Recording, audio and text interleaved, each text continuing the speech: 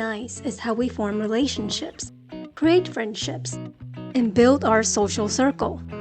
But for many of us, we will eventually learn that being nice may not work, and that's what makes life challenging, to say the least.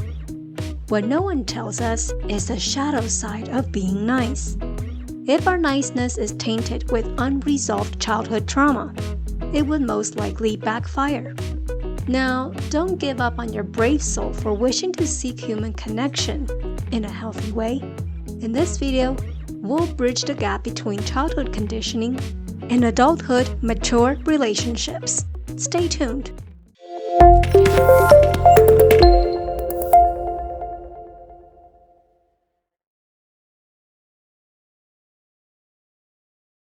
We often seek connection through love and kindness, but if we don't address our shadow side, we may not be aware that our niceness may possibly be our coping skill from childhood, and it does not work in the adult world when one is seeking a healthy relationship. As quoted by Carl G. Jung, "Until you make the unconscious conscious, it will direct your life and you will call it fate." Childhood conditioning. Many children are only given love and affection when they are good, and given punishment when they step out of the line of the family norm and in society.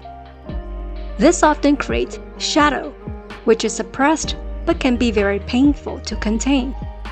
What they often learn is behaviors of people-pleasing, unable to assert their boundaries, not knowing their needs and limits, losing themselves in other people's issues, place other people's status above themselves, gain a sense of worth by saving or fixing people, also known as codependency, and they are conditioned to be passive, conform, and often remain in abusive relationships that don't value them. With a distorted lens, the destructive behavior further damages the self, prolongs dysfunction, and creates more damage to all parties. To have a healthy adult relationships that are based on mutual respect, one must face their shadow for healing, integration, and authenticity. Step into adulthood. While being an adult means being responsible for yourself, your finance, your retirement, and such, it's also about being responsible for your emotions, speaking up to set boundaries, and being able to have a healthy relationship without losing yourself. Stepping into adulthood is coming to the realization that your caregiver's standards may not serve you well to live a healthy, joyful life. It's time to break free from the old patterns and become a better version of yourself. To have fulfilling relationship as an adult starts from your inner self. The first one, fill your cup first. To fill your cup first is to prioritize your needs, honor yourself, and be responsible for your life. It's not selfish to take care and reserve yourself. This includes setting boundaries with those who use controlling tactic of shame and guilt to manipulate you. You are just as worthy to live a great life filled with love, joy, and wealth, and so are they. So take responsibility to make it happen, because your success and happiness are the greatest personal achievement and celebrations of mankind. The second point, address your core wounds. Underneath the saving and fixing gesture often lies fear, and there may be a deep core wound that needs to bring to the light for healing. Fear of rejection, fear of abandonment, and fear of confronting the reaction of the other person because the body keeps score. If left untreated, the core wound will manifest as controlling behavior that comes across as self-sacrificing, but may turn into resentment. It's important to seek professional therapy to heal these core wounds to allow healing and growth.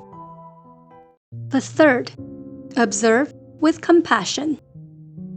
Those who are conditioned in childhood to be parentified, codependent, and self-sacrificing may often want to jump in to fix other people's problems. They are usually smart, solution-seeking brave people who may also get their needs met by acting as a hero. Think about it this way. If the child never pushes through their mental barriers and learns to get up after falling, they will never experience the joy that comes from overcoming the growth pain to achieve their goals. We need to understand that saving others may not be good for the person, as the key to personal growth has to come from within. The last one is to ask. Though we may want to help fix other people's problems, sometimes what they need is not for someone to save them, but to be present with them, listen to them, and acknowledge them. Instead of jumping to action or conclusion, ask them if they need help instead. This allows them to develop critical thinking skills and build resilience. In the end, it's more about coming back to ourselves and allowing others to do the same. What may be more helpful is to uncover our own unmet needs and heal them. Through our reconnection with ourselves and healing our inner wounds, we can respect other people's journeys without having to save or fix them. Hope this video brought clarity. If you like this video, please support us by liking the video and subscribing to our channel. Until next time, take care and we'll see you in the next video.